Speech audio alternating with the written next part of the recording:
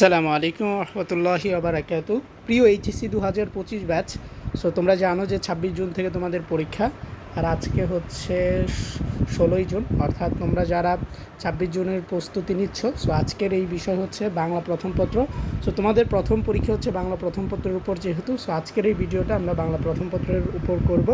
So আজকের এই ভিডিওতে আমরা দেখাবো কিভাবে তুমি এখন এই সময়ে পড়া শুরু করতে পারো, অর্থাৎ যারা একদমই পড়ো নাই বা বুঝতে পারো নাই যে এখন আমার আসলে কি পড়া উচিত বা কিভাবে আমি বাংলাটা শেষ করব।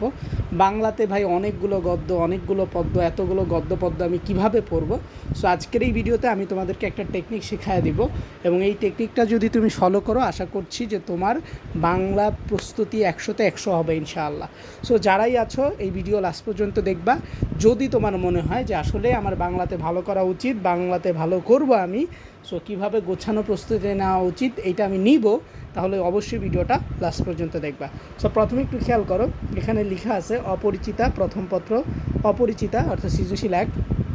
সো অপরিচিতার মধ্যে তারপর আমাদের সৃজনশীল 2 আমরা 18 বছর বয়স রেখেছি, 3 আমরা বিদ্রোহী কবিতা রেখেছি, দেন 4 আমরা রেখেছি হচ্ছে তাহারই পরে মনে, 5 আমরা রেখেছি ফেব্রুয়ারি 1969, আর তারপরে 6 রেখেছি বিলাসী, 7 রেখেছি রেইনকোট। অর্থাৎ তুমি যদি একটু ভালো করে লক্ষ্য করো তাহলে দেখবা যে তোমার কিছু গদ্য আছে, কিছু পদ্য আছে, নাটক আছে, উপন্যাস আছে, এগুলো তোমার পরীক্ষায় আসে, এবং এগুলো তোমাদের একটা শর্ট সিলেবাস দেওয়া হয়েছে, এবং এই শর্ট সিলেবাস থেকে এই টপিকগুলোর উপরই পরীক্ষায় প্রশ্ন নেওয়া হয়।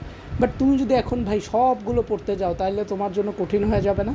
সো এই জন্য আমরা কী করেছি, প্রথমে 7টা কমন উপযোগী পরীক্ষার জন্য 7টা কমন উপযোগী গদ্যপদ্য দিয়েছি। যেই 7টা গদ্যপদ্য পড়লে আশা করা যায় যে তুমি যদি Chittagong board, Dhaka board, Rajshahi board, Sylhet board, Mymensingh board, অথবা তুমি কুমিল্লা বোর্ড, যে বোর্ডেরই শিক্ষার্থী হও না কেন, তোমার পরীক্ষায় এইটা অনেক বেশি গুরুত্বপূর্ণ, অর্থাৎ এটা কমন পড়বে। সো এই যে কোনো বোর্ডে এটা আসতে পারে।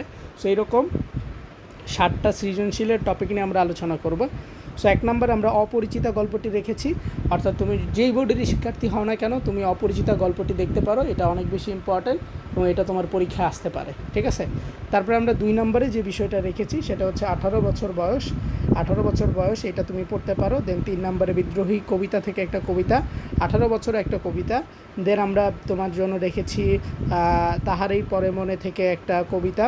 দেন ফেব্রুয়ারি 1970 থেকে একটা কবিতা, টোটাল 4টা কবিতা। দেন বিলাসী গল্পটি রেখেছি এবং রেইনকোট গল্পটি রেখেছি, অর্থাৎ 3টা গল্প এবং 4টা পদ্য রাখা হয়েছে।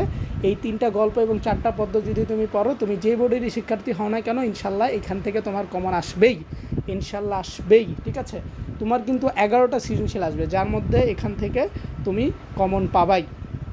সো একটু খেয়াল করো, ধরো অপরিচিতা গল্পটা তুমি জীবনও পড়ো নাই, অপরিচিতা গল্পটা তুমি জীবনও পড়ো নাই, সো অপরিচিতাটা গল্পটা পড়ো নাই, বাট তুমি যদি এইটা জানো যে অপরিচিতা গল্প থেকে কোনো সৃজনশীল আসলে সেটার উত্তরটা হয় নারী শিক্ষা, যৌতুক প্রথা বা নারী পুরুষের অধিকার, এই বিষয়গুলোর সাথে মিল থাকবে। যখন তুমি এই জিনিসটা বুঝতে পারবা তখন কিন্তু তোমার জন্য অনেক বেশি সহজ হয়ে যাবে পড়াটা, ঠিক কিনা? অবশ্যই সহজ হবে।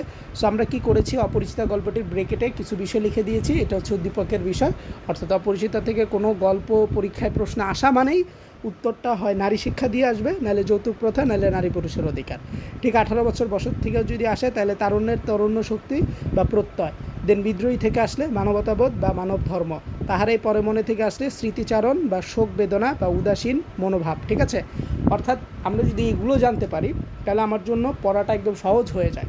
তাহলে একটু খেয়াল করো, এরপর তুমি যদি অপরিচিতা গল্প থেকে এই যে যা জানা ফরজ যে অংশটা আছে, যা জানা ফরজ, এই যা জানা ফরজ অংশটুকু পড়ে ফেলো, তাহলে তুমি প্রত্যেকটা চরিত্র সম্পর্কে জানবা, প্রত্যেকটা চরিত্র থেকে কি প্রশ্ন আসে A to Z জেনে যাবা। দেখো এখানে সুন্দর করে প্রত্যেকটা চরিত্র থেকে শব্দার্থগুলো কোনগুলো ইম্পর্টেন্ট সবগুলো, এবং পুরো গল্পটার মধ্য থেকে কোন প্রশ্নটা বেশি ইম্পর্টেন্ট সেটা জ্ঞানমূল্যকে হইতে আসতে পারে, যা বা হচ্ছে তোমার কি বলে জ্ঞানমূল্যকে আসতে পারে, অথবা তোমার MCQতে আসতে পারে, সব কিছু আমরা যা জানা ফরজ অংশে দিয়ে রেখেছি, ঠিক আছে।